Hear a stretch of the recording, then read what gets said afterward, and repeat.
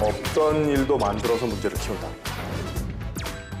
상태. 잠시 후에 또 여쭤볼게요. 그 실무적 감각은 계속 떨어져 가고 있는데 숲도 제대로 보지 못한다. 아이고.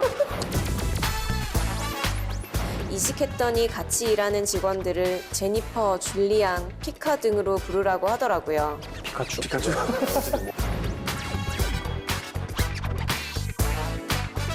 그런데 저 임원이 되고 싶지 않습니다. 파리 목숨 같은 임원보다 만년 부장이 마음 편하고 좋은데.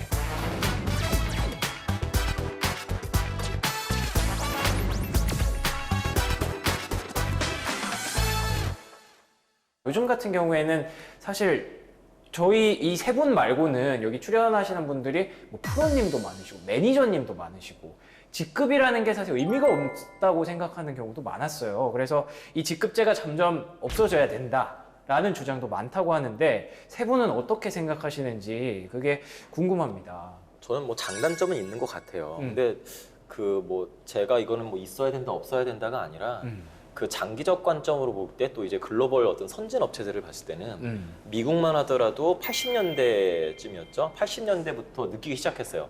아, 이건 직급은 중요한 게 아니구나. 그걸 느끼기 시작했고 그때부터 어떤 직급이 파괴되기 시작하면서 어떤 수평적인 문화가 많이 도입이 됐었거든요. 근데 우리나라 같은 경우에는 아무래도 그 뭐 일본 문화 쪽 기업 같은 경우에는 일본의 그런 문화를 많이 받아들이게 됐습니다. 그래서 직급이라든지 또 이제 그 일하는 그 시간도 이제 많아지게 되었고요. 그러다 보니까 또 연공 서열이라는 것도 굉장히 중요시하게 되고. 근데 이제 물론 이제 그것 때문에 우리나라가 지금까지 발전을 해왔죠. 근데 앞으로 더 발전하기 위해서는 이제 그거 갖고는 좀 안 될 것 같고요. 어떤 글로벌의 어떤 그 선진 업체들의 사례를 봤을 때 직급 체계는 저는 없어지는 게 맞다고 보고, 예, 직급 체계보다는 그 역할 중심으로 가야 된다고 봅니다. 저도 좀 맥을 비슷하게 하는데 장기적으로 봤을 때 말씀하신 것처럼 조금씩 바뀌고 있는 추세라고 보는데 다만 저는 조금 조직이 원하는 어떤 목표라든지 조직의 특성상 직급제가 좀 필요한 여전히 곳이 있다고 생각하는 것들이 있습니다. 예를 들어서 팀 스피릿이 굉장히 필요한, 더군다나 약간 빠르게 큰 조직이 빠르게 움직여야 되는데 그게 그냥 수평적인 커뮤니케이션에서가 아니라 상부부터 하부까지 빠르게 전개가 돼갖고 하나가 되는 팀워크가 되는 군대 같은 조직이 필요한 경우가 있습니다. 아주 가끔씩. 예를 들어 특정 산업의 영업 조직이라든지 이런 경우 같은 경우에는 상부의 의사결정이 하단으로 빠르게 전개가 돼갖고 빠른 조직이 빠른 커뮤니케이션을 통해 갖고 움직여줘야지 경쟁력을 갖는 조직이 있을 수 있거든요. 그런 경우에 수평이 되면 오히려 조금 효율성이 떨어지는 경우가 생기는데 그런 산업적이거나 직무적인 특수성은 고려해갖고 직급제를 잘 적용을 하는 게 좋다고 사실 생각을 합니다. 무조건 없애는 게 답은 아니거든요, 사실은. 방향성은 맞지만 일부 직군에서는 필요하다. 회사들이 이미 많은 실험을 하고 있습니다. 실제로 직군을 없앴다가 만들기도 하고 직급을 없앴다가 다시 만들. 네, 직급을 없앴다가 다시 만들기도 하고 있는 것도 없애기도 하는데 그래서 이런 실험들은 앞으로 계속 이어질 것 같고 저희 나라도 이미 많이 그런 서양이나 아니면 선진국의 대열에 올라올 만큼 많은 적용이 되고 있다고 봅니다, 사실. 근데 어찌됐든 그렇게 가려는 게 이제 수평적인 문화를 좀 구축을 하고자 하는 게 두 분의 말씀이시잖아요. 근데 저는 수평적인 문화도 하나의 원인이지만은 그 더 좀 큰 그림으로 봤을 때는 수평적 문화 때문에 직급제를 없앤다고 보기는 어려울 것 같고요. 그 업무 효율성이죠, 결국에는. 효율성이 이제 직급제를 없앰으로써 또 만들어질 수 있다고 네, 생각하시죠? 그러니까 그게 그 수평적 문화도 하나의 요건이 될 수는 있겠지만은 네. 그 우리나라가 계속 안 됐던 게 이제 또 스타트업에도 계시는 분들도 있지만은 뭔가 스타트업은 뭐 직무가 제대로 나눠지지 않습니다. 한 사람이 뭐 영업도 하고 뭐 인사도 하고 이런 경우가 많아요. 왜냐면 뭐 사람도 얼마 없는데 갑자기 아이템이 있고 이걸 다 해야 되니까. 근데 조직이 커갈수록 기업이 성장할수록 직무가 세분화하게 되거든요. 근데 우리나라 대기업들이나 이게 어느 정도 발전된 기업들을 보면은 직무가 세분화돼 있다고는 말은 하지만은 아직까지도 그냥 연공 서열에 의해서 그냥 직급 높은 사람이 더 많은 일을 하고 어떤 더 많은 권한을 갖고 있고 요 정도 수준입니다, 아직까지는. 근데 해외 선진 업체들 계속 발전하고 있는 업체들을 보면은 그 뭐 인사적인 용어로는 그 job description이라는 말을 쓰는데요. 뭐 그 직무 정의라고 해야 되겠죠. 직무 정의서가 다 정의가 돼 있어요. 그래서 이 롤을, 그러니까 이 역할을 하는 사람은 그 직무만 계속 합니다. 다른 직무하면 다른 직무만 합니다. 그러니까 저도 그게 저는 이론적으로는 알고 있었는데 이거를 제가 몸으로 느낀 게 지금 외국계 회사로 이직한 다음에 제가 느낀 게 뭐냐면은 저는 지금 이제 제 공식 명칭 직함이죠. 네네. 예, 직책은 뭐 탤런트 리더이자 또 이제 뭐 한국에서는 이제 부장이라고 불리지만은 글로벌에서는 제가 그 어소시에이트 디렉터라는 그 직급을 갖고 있어요. 아, 예. 어소시에이트 디렉터라는 직급을 갖고 있는데 현재 제가 하고 있는 이 역할은 어떤 차장급이 이 역할을 할 수 없습니다. 그렇다고 해서 제가 지금 현재 제 역할을 아무리 잘한다고 해도 제가 그 디렉터, 그 임원으로 승진이 안 돼요. 근데 임원으로 승진되기 위해서는 그 디렉터, 임원이 하고 있는 그 역할을 제가 맡아야 됩니다. 그래야지만이 제가 승진할 수 있어요. 그러니까 이런 체계로 돼 있다는 거죠. 물론 이게 저는 뭐 옳다 말다 그 의미는 아니고요. 대부분의 외국계 선진 기업들이 이런 시스템을 채택하고 있다는 얘기죠. 그렇다면 이게 직무가 세분화된다면은 그게 정말 그 역할대로 갈 테고 그렇다면 업무 효율성이 높아지고 그러다 보면 자연스럽게 어떤 뭐 부장님이네 뭐네 이런 거는 자연스럽게 없어질 수밖에 없다. 장기적으로 봤을 때는. 예, 그렇게 보고 있습니다. 알겠습니다. 굉장히 여러 가지 얘기를 해주셨기 때문에 이렇게 또 직급제 폐지에 대해서도 이런 의견도 있고 저런 의견도 있다 정도로 정리를 하고 넘어가면 될 것 같고요. 자, 아까 제가 직급별로 상황을 뭐 말씀을 드렸잖아요. 회식할 때, 뭐 회의할 때 이런 때 굉장히 명쾌했거든요. 저는 굉장히 재밌었습니다. 그래서 앞으로 고민 상담에서도 굉장히 명쾌하게 해주시지 않을까 제가 굉장히 기대를 하고 있습니다. 그래서 첫 번째 사연부터 한번 들어가 보도록 할까요? 은행에서 일하다 얼마 전 한 금융 IT 스타트업으로 이직한 5년차 직장인입니다. 은행에서 꼬박꼬박 과장님, 차장님, 부장님 했는데 이직했더니 같이 일하는 직원들을 제니퍼, 줄리앙, 피카 등으로 부르라고 하더라고요. 이곳이 한국인지 미국인지. 중요한 건 저보고도 영어 이름을 정하래요. 오 마이 갓. 31년 동안 한국 땅에서 살아온 토종 한국인에게 영어 이름이라니. 웃으며 그냥 한국 이름으로 불러주시면 안 될까 했는데 거절당했습니다. 회사의 방침이라며 안 된답니다. 그날 저녁 친구들과 모여 앉아 합이라는 이름을 지었습니다. 제 이름이 하땡비인데 애들이 줄여서 합이라고 부르거든요. 평소 듣던 별명이라 누가 제 이름을 부를 때는 아무렇지도 않은데 얼굴에 토종 한국인 써있는 분께 줄리앙이라고 부르려고 하니 팔에 소름이. 입이 떨어지질 않습니다. 그래서 이름을 부르지 못하고 저 이거 어떻게 하는 거죠? 이런 식으로 넘어가고 있는데 어쩔 수 없이 이름을 불러야 하는 순간이 생기더라고요. 도저히 오글거려서 영어 이름을 내뱉을 수가 없는데 저 어떡하죠? 네. 굉장히 오글거림을 못 견디시는 분의 사연이었고요. 줄리앙, 피카, 뭐 제니퍼 이런 분들이 이제 차장님, 부장님 뭐 그런 분들이 다 이렇게 불러야 되는 거죠. 이거 일단은 영어 이름에 대해서 먼저 얘기를 나눠보자면 굳이 영어 이름을 부르는 이유는 아마도 그 수평적인 뭔가 그런 관계겠죠? 맞습니다. 예, 어떤가요? 맞아요. 그러니까 기업에서 사실은 하려는 노력이죠.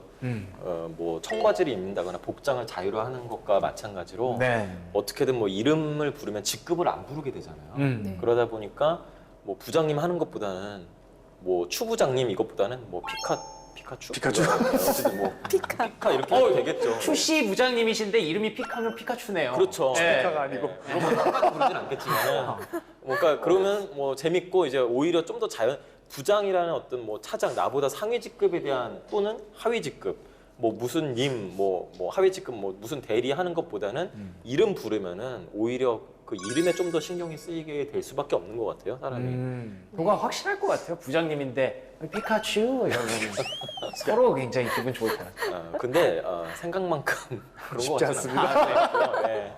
예. 저는 한번 해보고 싶기는 한데 아. 어떤가요, 영어 이름? 저희 회사가 영어 이름을 쓰고 있거든요. 아. 정말 이 회사랑 똑같아요. 어떻게 되시나요, 과장님 영어 이름이? 뭐라고? 저는 줄리예요. 줄리. 네. 줄리. 다 영어 이름 대표님부터 뭐 스티브, 그냥 영어 이름을 부르는데 쉽지 않은 게 정말 처음에는 그냥 영어 이름 부르는 걸로 그렇게 정해져서 이제 공지가 되고 영어 이름을 다 부르는데 바뀐 거예요, 이렇게?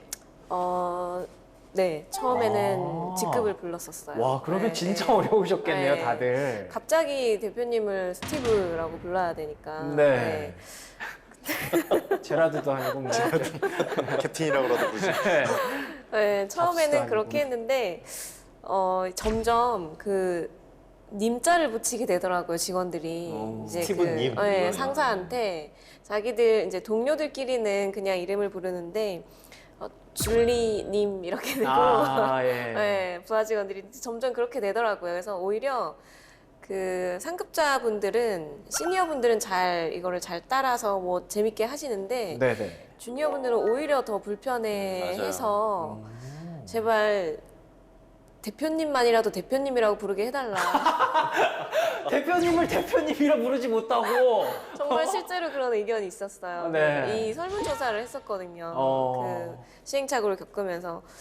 그래서 지금 조금 이상한데요. 정말 네. 님자를 붙여서 하고 있어요. 다 그렇게 됐어요. 네, 줄리님, 스티브님 뭐 이렇게 하고 있어요. 그 안에서는 원래 그렇게 하면 안 되는데 그냥 다 서로 이거를 인정하게 되는. 네, 네. 줄리는 근데 어떻게 짓게 되셨어요? 제가 어렸을 때 네. 영어 가외 처음 해준 그 외국인 선생님 이름이 줄리였어요. 아, 네. 그래요? 네. 진짜 갑자기 이렇게 영어 이름 지어야 된다고 하면 참 어려울 것 같네요. 그러니까 저도 그 이전 잠깐 이제 있었던 직장에서 네. 이렇게 마찬가지로 뭐 줄리님 영문 영문 이름 앞에 님자를 붙여서 다 그렇게 아예 했었었어요. 했었어가 아니라 그게 무조건 그렇게 해야 되는 문화였고요.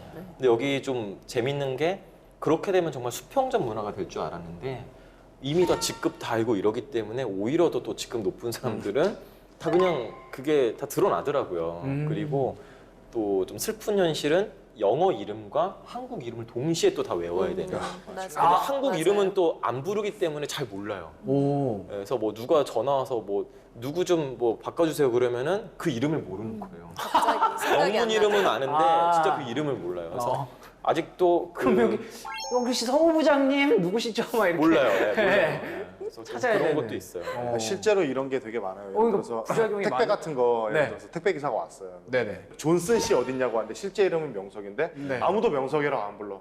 그럼 이제 인사 담당자는 아는 거죠 이제. 그렇죠. 아. 명석이란 사람이 우리 회사에 있었나?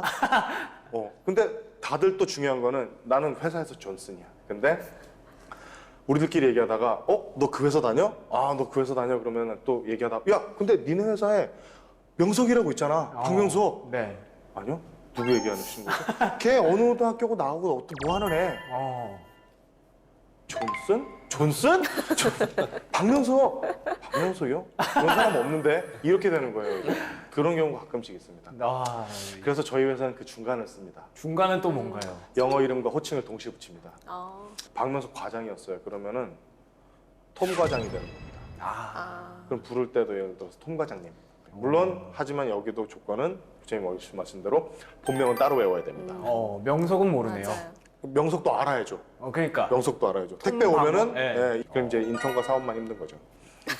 저도 좀 재밌는 경험이 네. 지금 회사에서는 저희는 회사에서 지금 한국 사람들끼리는 이제 직책을 불러요. 뭐 부장님, 차장님 뭐 이렇게 하는데 재밌는 거는 해외 저희도 외국계 기업이니까 해외랑 또 얘기할 일이 많거든요. 그래서 해외 분들이랑 할 때는 다 이름만 부릅니다. 근데 그렇다고 해서 우리나라 분들도 물론 이제 영어 이름 갖고 계신 분들은 있긴 한데 보통 한국 이름을 그대로 다 쓰거든요. 우리나라에서는 무슨 뭐 임원분, 뭐 임원님, 무슨 뭐 상무님, 전무님 이렇게 부르는데 해외에서는 그 사람 이름을 불러야 되거든요. 무슨 상무님이 저한테 말해서 제가 말해요. 이렇게 말하면 못 알아들어요. 누가 이렇게 했어. 뭐 예를 들어 철수다. 뭐 김철수가 전무님 이름이에요. 네. 김철수 전무인데 한국에서는 그 전무님, 김철수 전무님, 김전무님 꼬박꼬박 다 이러는데 해야 되는데. 해외에서는 처수가 그랬어. 이래버리니까. 그래야죠. 네 친구야? 네, 같이 있을 때도 전무님 앞에 계신데 철수가 그때 나한테 말했는데 이렇게 말을 해야 되니까 힘들더라고요. 이거 좀 어려운 제도인데요? 이렇게 해야 되나 저렇게 해야 되나 모를 것 같은데. 회사마다 많이 틀린 것 같아요. 맞아요. 근데 어찌됐든 지금 이 회사는 이렇게 하고 있고, 이분은 지금 너무 오그라들지만 어쨌든 적응을 하셔야 되는 상황이잖아요. 이 뭐 회사 문화를 자기가 바꿀 수도 없고 어떻게 하면 좋을지 마지막으로 좀 딱 정해주시죠. 어떻게 적응하면 좋을지. 전 간단한데요. 세 번 불러보면 익숙해집니다. 3번. 세 번 불러보면 익숙해집니다. 안 되는데 예를 들어서 김성우 부장님 늘 김성우 부장님 하다가 영어로 하비가 되셨어요. 그러면은 하비 킴이잖아요. 그러면은 약간 영어로 얘기한다 생각하고 하비 이거 좀 어떻게 결제 부탁드립니다. 그러면은 그걸 내 순간적으로 이름 부를 땐 영어로 한다고 생각을 하시면 돼요. 어쩔 수 없어요. 영어에는 부장님 붙일 수가 없거든요. 일부러 합의하지만 허비 약간 이런 식으로. 허비? 네.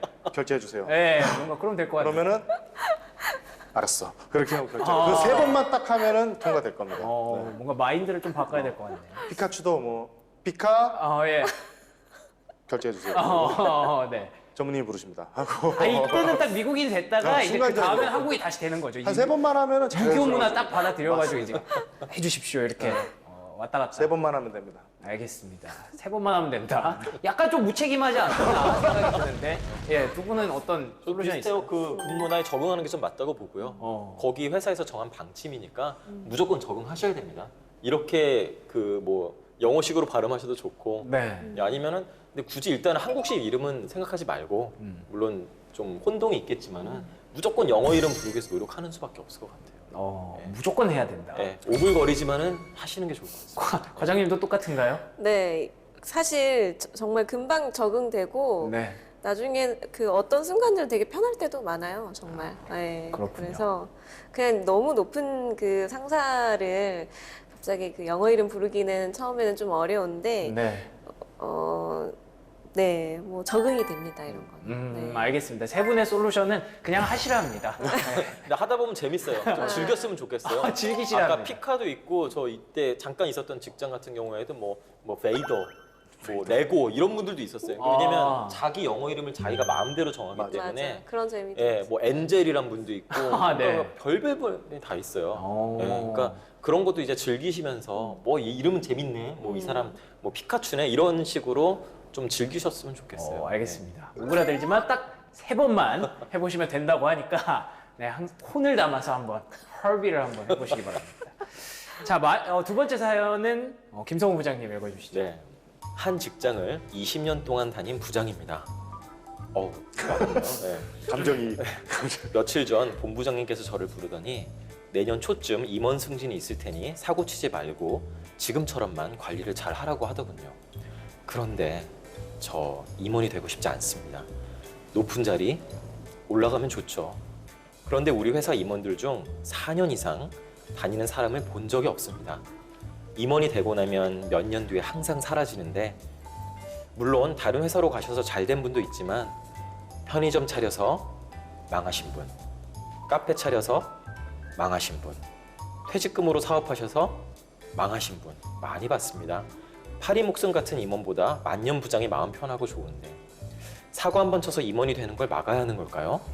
정년만 보장해준다면 부장이든 임원이든 상관없는데 제가 우리 회사 최초로 정년 퇴직한 임원이 될 수 있을까요? 이야, 사고를 쳐서라도 난 임원이 되고 싶지 않다라고 하시는 분, 만년 부장이 차라리 낫다라고 하신 이분, 많이 공감을 하실 것 같아요. 만년 부장도 괜찮다. 아까 얘기를 잠깐 해주셨는데. 야망이 큰 분이시네요. 이게 오히려 더 큰 야망을 갖고 있는 만년 부장 정말 힘들고요. 임원보다 더 되게 힘든 만년 부장입니다. 그래요? 네. 근데 공감은 가세요? 이 고민에 대해서? 네, 공감은 매우 많이 가고요. 근데 여기는 아까 평균적으로 보니까 4년 정도 다닌다고 하셨잖아요. 네, 임원 되고 나서. 굉장히 오래 다니시네요. 그래요?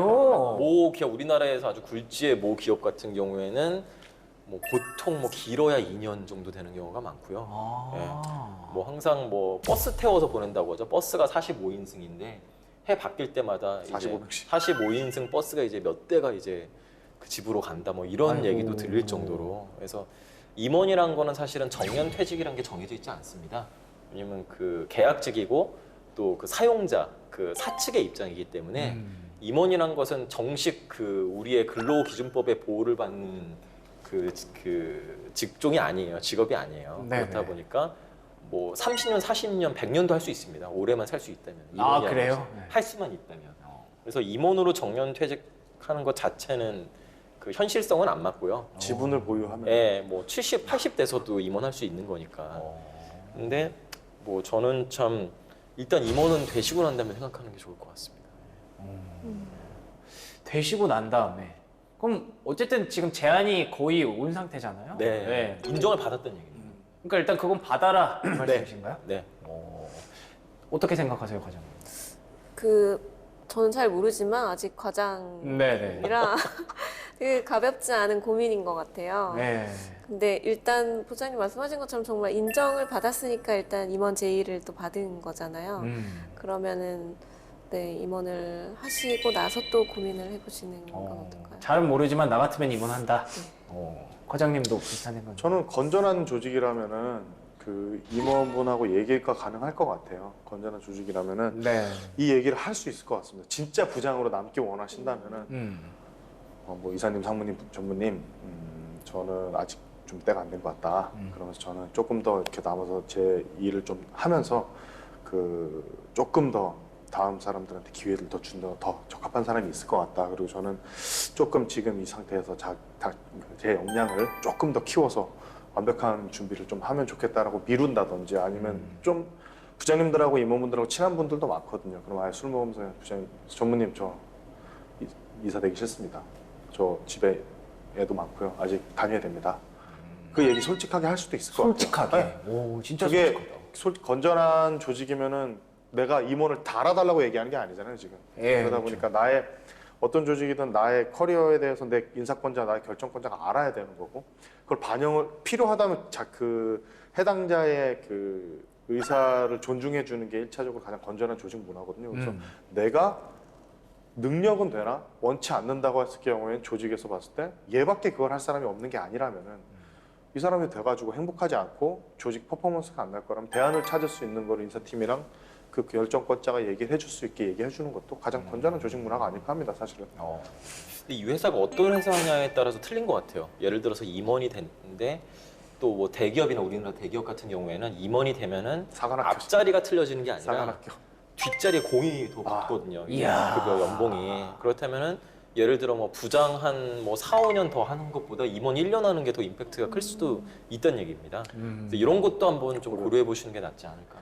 그리고 아까 얘기했듯이 굴지의 기업에서 45인 쓴 버스에 타도 뭐 요새는 좀 안 그렇지만 예전만 해도 갈 곳이 또 많아요. 다 정해져 네. 있었죠. 요새는 좀 힘들다고 하시지만 그래도 뭐 다음 행선지는 그럼요. 거기 출신들은 일단 이번에 어디 출신 이사 그 얘기하신 것도 부장 달고 나왔을 때랑 이사 상무 달고 나왔을 때랑 갈 수 있는 데가 다르니. 그렇죠, 틀리죠. 네. 두 분은 일단 임원 받는 게 좋다라고 말씀을 하셨고. 저는 얘기를 해보라고 하고 싶습니다. 그 상사가 내가 믿을 수 있는 상사라면. 근데 그 정도 존중을 해주는 상사라면은 뭐 저는 진짜 그리고 자기가 임원을 달기 싫다는데. 네. 전 항상 결정권자하고는 그 자기 비전에 대해서 솔직하게 얘기를 하라고 얘기를 하는 게 네. 좋다고 생각하시네. 네.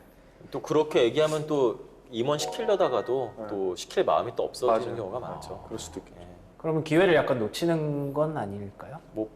이 사연 주신 분께서 선택하시는 거니까 이거는 그 말을 기회를- 뱉으면 근데 주워 담을 수 없는. 네, 신중히 생각을 하셔야 근데 돼요. 그 말을 안 하고 이분의 지금 생각처럼 사고를 쳐서라도 만년 부장이 되겠다 이런 만년 마인드는 부장은 어떻습니까? 만년 부장이 아니라 그 1년 부장도 힘듭니다. 아 그래요? 당장 잘리나요? 네. 만년 부장님은 사고 안 치시는 네. 부장님이세요. 오. 사고 안 치고 만년 부장의 의미는 그 뭐 임원급이 아니니까 아닌가 아니라 그 임원의 포지션이 어쩔 수 없이 없기 때문에 계속 이제 부장을 시킬 수밖에 없고 또는 그 롤이 굉장히 그 역할이 굉장히 좀 한정돼 있기 때문에 왜냐면 이분이 아니면 다른 사람이 이 역할을 할 수 없고 또는 그 이 역할 자체가 임원이 되기에는 사실은 그 정도의 역할은 아니고 그런 경우에 좀 그 만년 부장이 가능한 자리고요. 예, 그게 아니라면은 일반적인 경우에는 좀 그 어느 정도 이제 임원이 될 타이밍에 못 되면은 그 뒤로 몇 년 정도 지난 후에는 어떤 그냥 그 장기 직책 그 직급 체류자라고 해가지고 어떤 좀 내보내야 될 대상 리스트에 올라갈 수밖에 없는 야. 그런 상황이 됩니다. 그래서 부장님으로 잘 버티신 것도 대단한 겁니다. 대단 야망이 크신 그래요. 겁니다.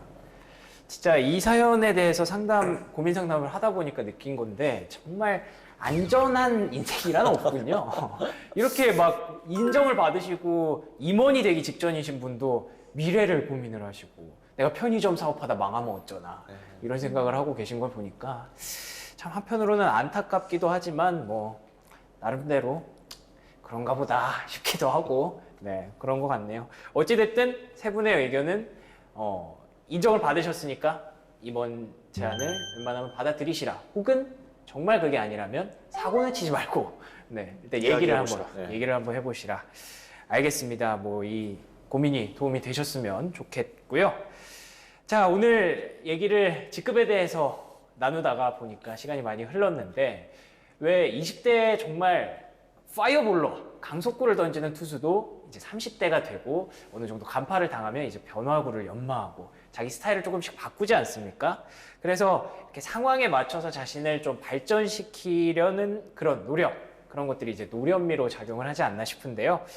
직급이 오른다는 게 또 이런 의미가 좀 있지 않을까 싶어요. 대리에서 과장이 되고 과장에서 차장, 부장이 되는 것도 아마 이렇게 단순히 직급이 변하는 게 아니라 자기가 발전하고 또 노련미가 생기는 그런 과정이라고 생각을 해주시면 어떨까 하는 생각을 하게 됐습니다.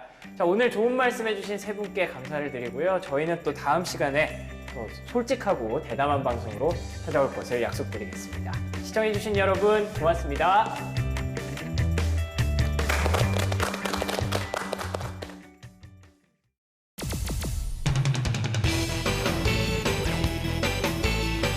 제작진분들이 주제를 정하고 나서 섭외할 분들을 정하는 걸로 알고 있거든요. 그런데 젊은 꼰대라는 주제가 정해지고 나서 세 분이 섭외가 되었다.